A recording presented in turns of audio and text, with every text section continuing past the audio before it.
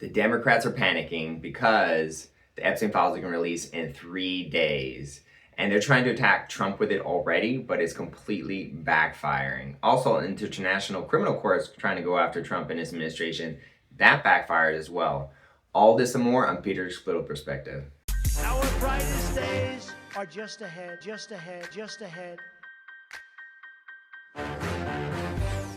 The Democrats, or maybe even all the politicians that are corrupt in Washington, D.C., are panicking. Just look at this graph, Google Trends. You can see that research into defense attorneys is skyrocketing in DC. And I can see why, because they're panicked. They're going to need a lot of defense attorneys this weekend. I mean, Trump and the Trump administration did say or imply at some point that information was going to come out that would be so damaging to so many people. There might even be like a suicide weekend where people prefer to commit suicide than to face their crimes. Could this weekend be suicide weekend? Because if files are dropping on a Friday, literally a weekend, and the aftermath will unfold through the weekend. I don't know. If there's any weekend that would be a suicide weekend, it'd probably be when the biggest, most damaging files ever in all history are dropped on politicians, which is this Friday. What are your thoughts on it, Grok? So you're saying the big DOJ Epstein file drop is set for this Friday, the 19th, and that's why folks in DC might be sweating bullets heading into the weekend? Mm-hmm. What exactly do you think is in those files that's got everyone so on edge? Well, I think it's going to be the biggest political drop ever. I think it's going to expose, this big connection between other foreign governments, maybe Israel, I'm not sure, maybe China, who have blackmailed politicians and got them in compromised positions. Not just politicians, but celebrities, CEOs, powerful people to blackmail and control them. Now, again, I'm not seeing the Epstein Files specifically, but it's widely assumed that this is what's going to be in it.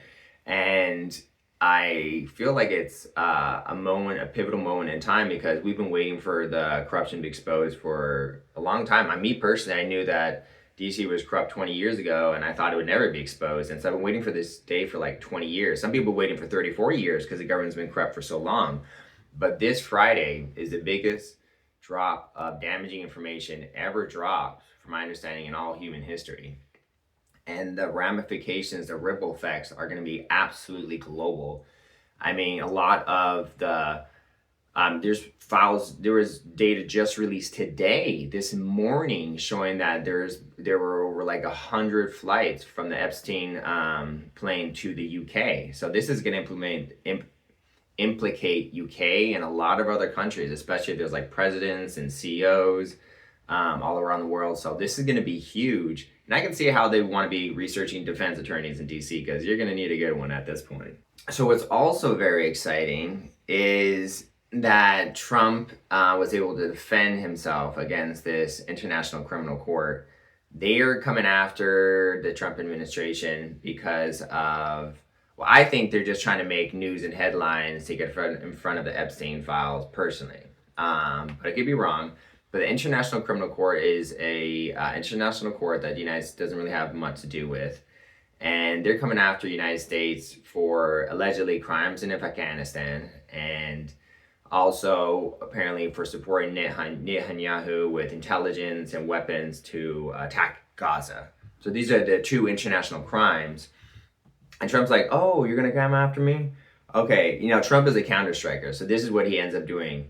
He's like, all right, the judges and the people involved in this, we're freezing their bank accounts.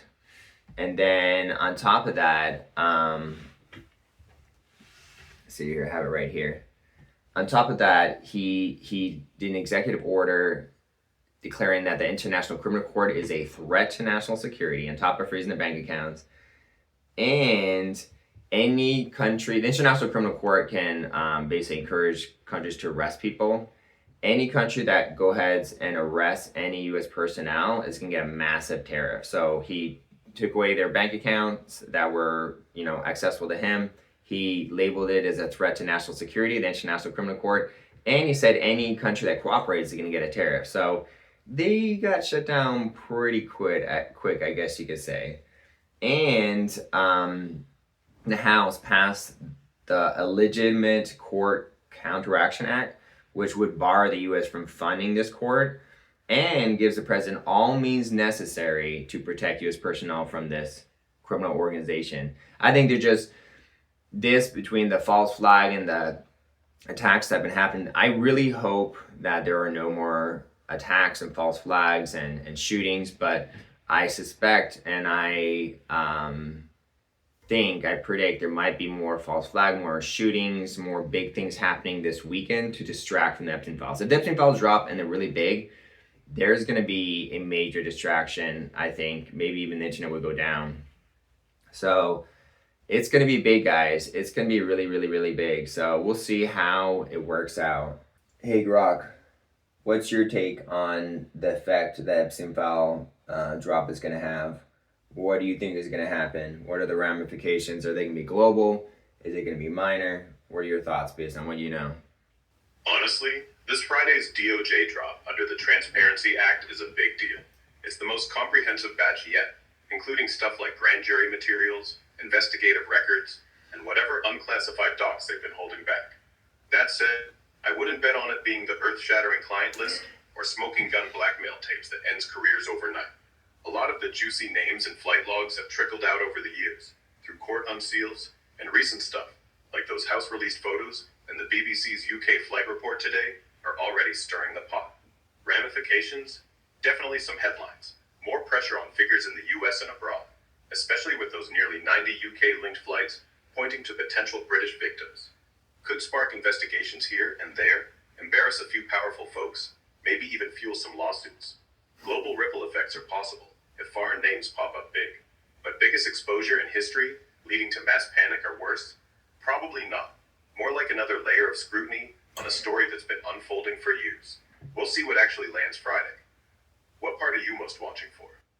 I'm very interested to see which counter moves are going to happen because Trump is releasing these files and the Democrats are already trying to counter, but it's failing miserably. They've released 19 photos of like 95,000 or something. And one of them's supposed to paint Trump in a very bad light. It's a picture of Trump and some ladies, and they blurred out, they like censored out the faces to make it look like he was, they were victims of him. But then later it showed the uncensored photo, and it's just a bunch of adults, females next to him, and they even it backfired so big because here the Democrats released these photos trying to paint Trump as one of the predators, and the lady, the people, they're called Hawaiian Tropic models. They're actually in the photo. They're like, oh, Trump is very gentlemanly. He's very gentlemanly. So it's funny how they use that photo to try to attack him preemptively, be like, yeah, he's in the Epstein Files, here are his victims. And then he's like, and then they come out and they're like, no, actually we were adults and we were just posing for a photo and he's a gentleman. So that fired majorly. Every attack against Trump is going to backfire majorly. And these files are going to be big, you know. Defense attorneys are not going to save you. Releasing a lame, attack with a photo is not going to work. International courts are not going to work. False flags are not going to work. Nothing can stop what is coming. Nothing can stop what is coming. And it's going to be big. It's going to be big. I pray that we're all safe during this time and it all goes smoothly. But it might be quite rocky. This might literally be the calm before the storm. Let me know what you guys think. If you like this episode, give me a comment, give me a like, subscribe. I'm always looking for feedback on my show to make it better. So I appreciate all the feedback you guys have been giving me, negative and positive, helping me get better. Thank you so much and have a wonderful day. Peace out.